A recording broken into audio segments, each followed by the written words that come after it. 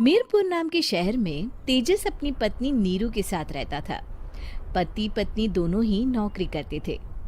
एक दिन तेजस गांव अपनी माँ के पास फोन करता है।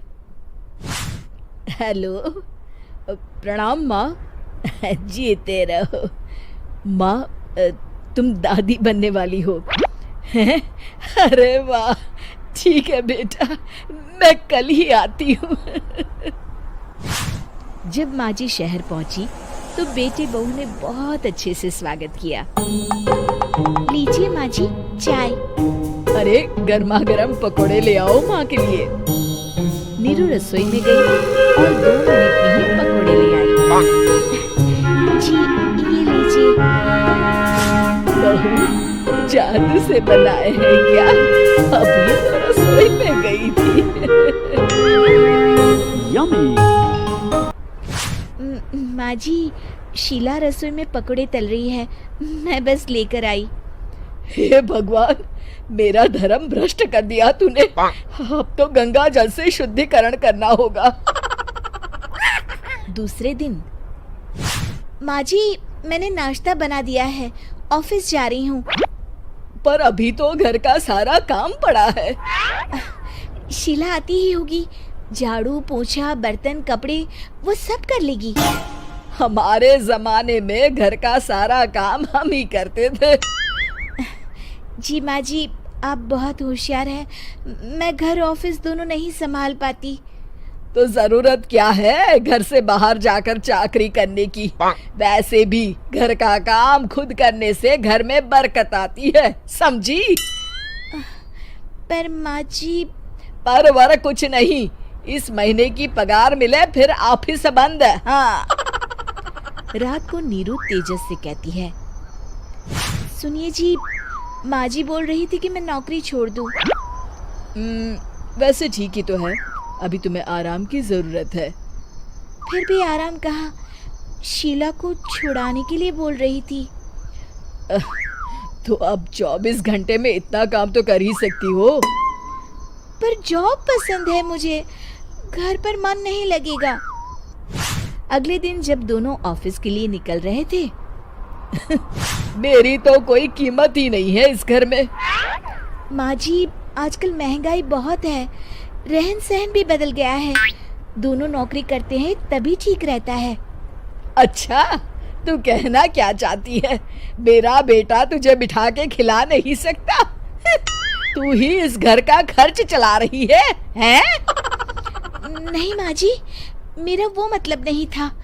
मतलब खूब समझती हूँ, ये बाल धूप में सफेद नहीं किए मैंने। हाँ।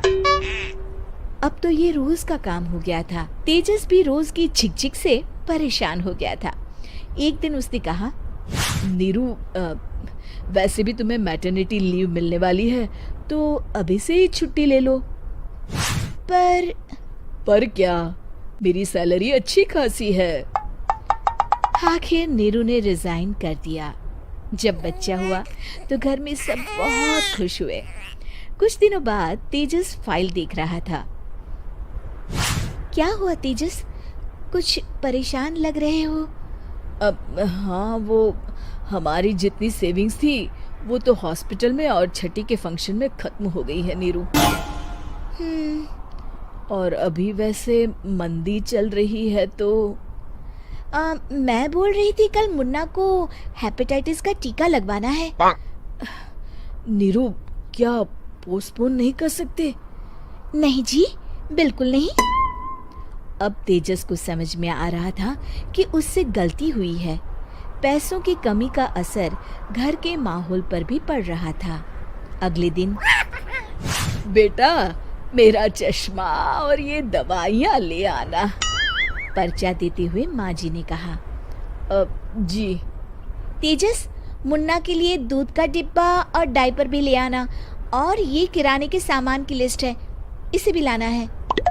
तेजस गुस्से में लिस्ट मरोड़कर फेंकता है और चिल्लाता है, पैसे क्या पेड़ पर उगते हैं? ये ले आना, वो ले आना। अरे पर ये जरूरत का सामान ही है। वो गुस्से में बिना कुछ कहे ऑफिस चला गया। अरे लंच तो ले जाइए। नीरू दौड़कर डिब्बा पकड़ाती है। एक दिन खाना खाने के बाद, नीरू, अब तो मुन्ना कुछ बड़ा हो गया, तो अब तुम वापस ज्वाइन कर लो ना जॉब। पर इस रिसेशन में जॉब मिलना बहुत मुश्किल है। ट्राई तो करो। फिर मुन्ना? माँ जी है ना, और एक फुल टाइम मेड भी लगा लेंगे। पर माँ जी, उन्हें तो पसंद नहीं। तभी माँ जी वहाँ आ जाती है और प्यार से नीरू के सर पर हाथ फेरते हुए बोलती है, अब मेरी समझ में आ गया बहू, पहले के और अब के समय में अंतर है। तुम काम शुरू करो, मुन्ना की जिम्मेदारी मेरी।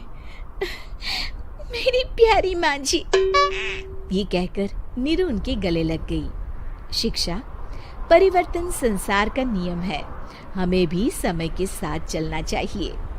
उम्मीद है कि आपको हमारी ये कहानी पसंद आई होगी। कृपया हमारे चैनल को सब्सक्राइब करें और सभी अपडेट्स के लिए बेल आइकन जरूर क्लिक करें। और हाँ, वीडियो लाइक और शेयर करना मत भूलिएगा। Bye bye.